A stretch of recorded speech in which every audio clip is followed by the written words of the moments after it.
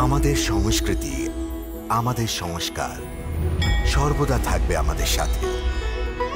ভারতের মহান গ্রন্থ আর কাব্যের সম্পূর্ণ সংকলন। সাবস্ক্রাইব করুন তিলক।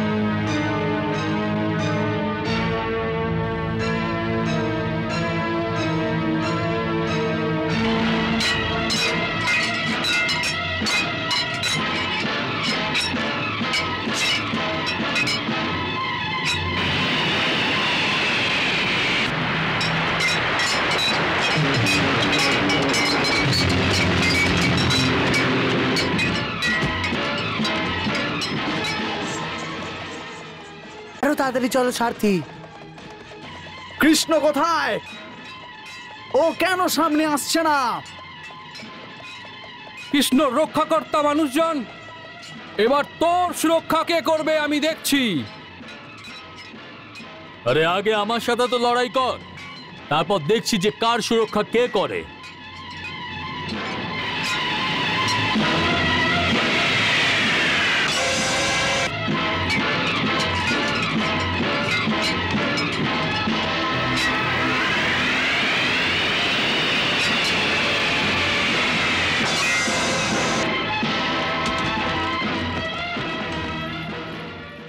ময়নাবতী, কাউকে দেখতে পাচ্ছি না। আমার কি কোনো ভুল হয়েছে? আমার প্রভু আমার উপর রুষ্ট হয়েছেন কি? ধৈর্য রাখুন রাজকুমারী। প্রভু সর্বদা নিজের বচনের মান রাখেন। যে ওনাকে হৃদয় দিয়ে প্রেম করেন, ওর থেকে ও কখনো বিমুখ হন না। আপনি একটু ধৈর্য রাখুন। এখন ধৈর্যের সময় কোথায় ময়নাবতী? আমার মনে হয়েছিল উনি আরতির মধ্যেই মন্দিরে চলে আসবেন আর দুর্গা মার সামনে আমার হাত ধরে আমাকে বলবেন, চলো রুক্মিণী, আমি তোমাকে নিতে এসেছি। কিন্তু মনে হচ্ছে যে আমার কোনো ভুল হয়েছে, এই জন্য উনি আমাকে। রাজকুমারী দেখুন, উনি এসে গেছেন।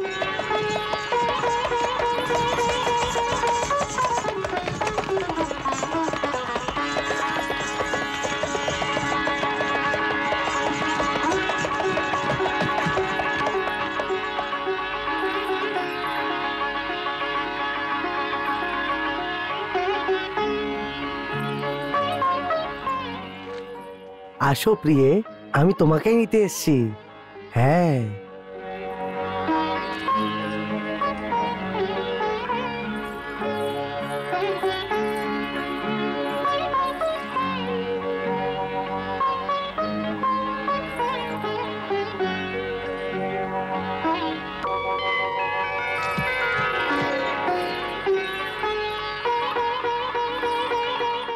মা দুর্গা, আমাদেরকে আশীর্বাদ দাও।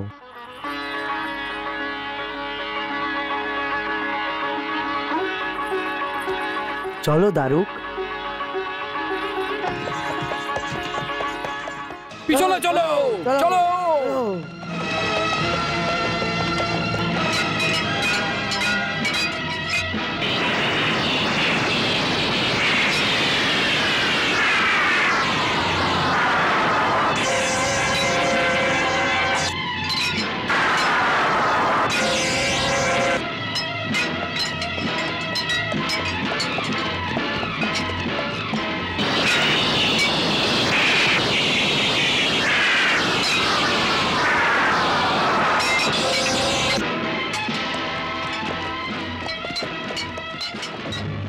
শিশুপাল, কৃষ্ণকে তো দেখতে পাচ্ছি না।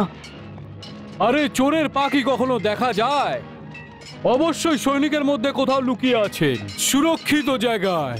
আরে আজ তুই ওকে বাঁচিয়ে নে, স্বয়ং দেবরাজ ইন্দ্র যদি আজকে এসে যায়, কারণ আজ আমার অস্ত্র ওর রক্ত পান করেই এখান থেকে যাবে। না বন্ধু না, ও আমার লক্ষ্য। তুমি শুধু আমাকে দেখিয়ে দাও, কারণ আমার হবু স্মৃতির ওপর লক্ষ্য রেখেছে কৃষ্ণ। এখন কোথায়?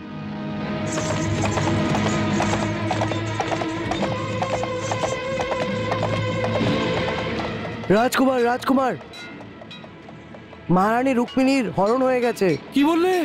রুকমণিকে হরণ করে নিয়েছে?